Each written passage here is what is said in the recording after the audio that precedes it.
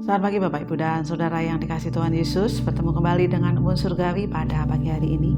Mari kita akan merenungkan firman Tuhan bersama-sama yang terambil dari kitab Keluaran pasal yang ke-32. Saya akan bacakan ayat pertama sampai yang ketiga saja. Demikianlah bunyi firman Tuhan. Keluaran pasal yang ke-32.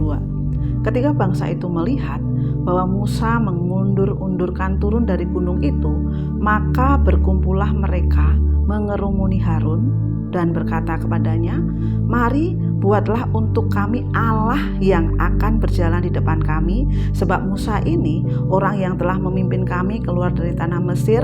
Kami tidak tahu apa yang telah terjadi dengan dia." Lalu berkatalah Harun kepada mereka, "Tanggalkanlah anting-anting emas yang ada pada telinga istrimu, anakmu laki-laki dan perempuan, dan bawalah semuanya kepadaku."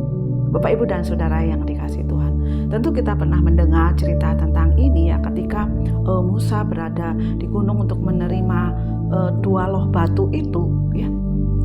Ada sesuatu yang terjadi luar biasa sekali di bangsa Israel itu ya.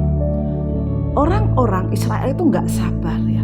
Mereka nggak sabar menunggu Musa ya, sehingga di ayat yang pertama dikatakan ketika bangsa itu melihat bahwa Musa mengundur-undurkan turun dari gunung itu, maka berkumpullah mereka mengerumuni Harun ya. Sehingga pada waktu itu terjadi sampai akhirnya Harun mengatakan, "Mari buatlah," bangsa itu mengatakan kepada Harun, "Mari buatlah untuk kami Allah." Ya, buatlah Allah untuk kami. Dan sebagai pemimpin yang disegani pada waktu itu Musa dan Harun, di sini kita melihat bahwa Harun itu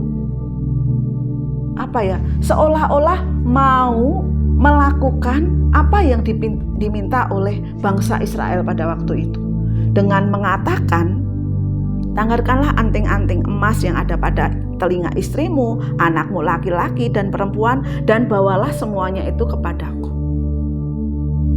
Sampai terjadilah apa yang diingini oleh bangsa Israel, yaitu Allah yang berupa anak lembu emas pada waktu itu.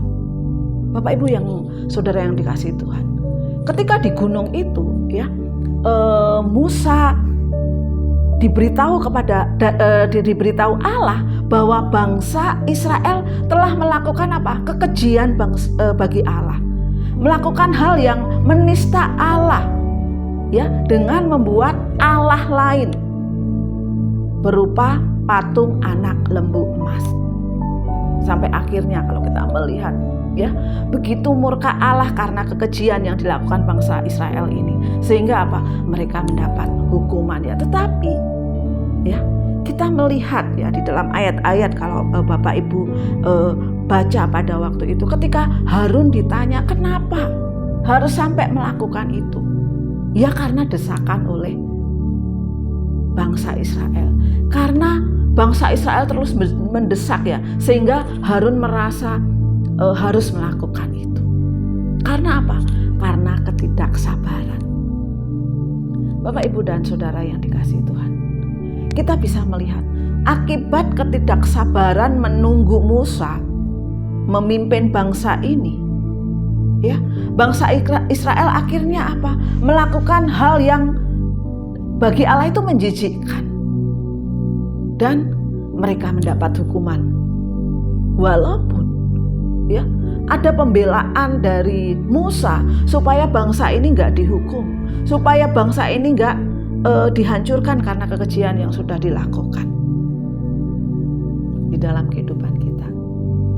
Ya, ada kalanya kita tidak sabar menunggu janji Allah.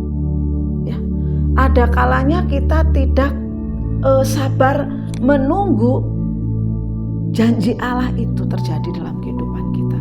Sehingga seolah-olah kita mencari hal yang lain, atau seolah-olah kita mencari anak lembu yang lain. Bapak, Ibu, dan Saudara yang dikasihi Tuhan, pada pagi hari ini kita diingatkan kembali ya.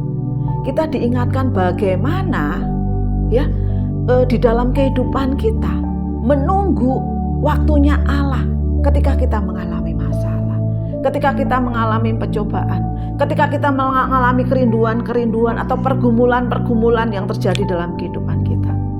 Mari kita tetap belajar bahwa kita setia menunggu janji-janji Allah, sehingga kita tidak mencari anak lembu emas yang lain. Kita tidak membuat anak lembu emas yang lain dalam kehidupan kita, yang itu tidak disukai Allah. Selamat pagi, Tuhan Yesus memberkati.